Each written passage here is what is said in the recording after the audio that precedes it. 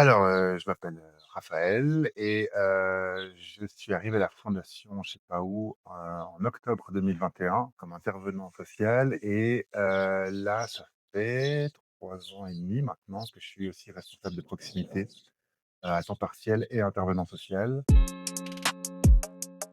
Une journée type, pour chaque situation, la journée type est différente.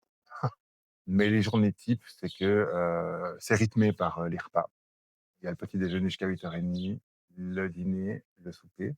Mais c'est aussi rythmé, la plupart du temps aussi par la médication que certains doivent prendre et donc qui donne que, voilà 3 à 4 fois par jour, il y a ce passage, avec infirmerie qui nous permet aussi, bah, d'avoir des échanges.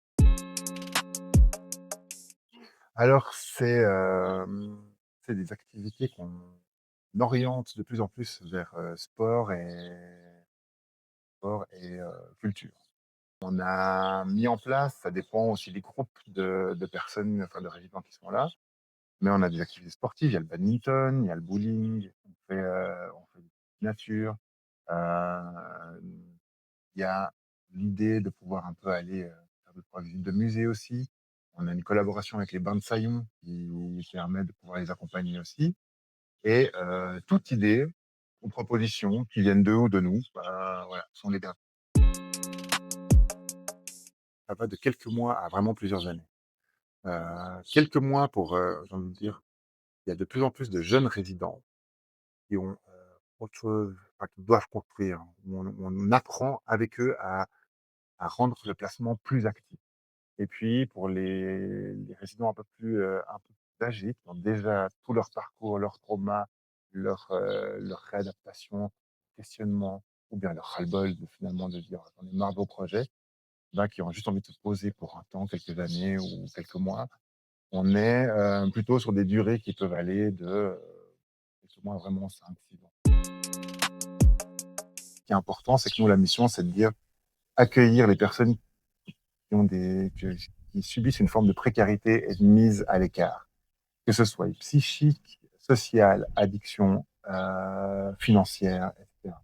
Donc c'est des gens qui partent se mettre hors du système ou, à côté, qui ont pas forcément eu de soutien, qui leur ont permis en tout cas de pouvoir trouver leur route. Et nous, on essaye, bah, de les préparer au mieux à ce qu'ils puissent sortir et pouvoir mettre en place leurs projets, qu'on puisse les accompagner, que, on puisse, être aussi avoir le rôle de garde-fou par rapport à certains, notamment en termes d'addiction, de dire, comment est-ce qu'on peut faire pour que tu te mettes pas en danger?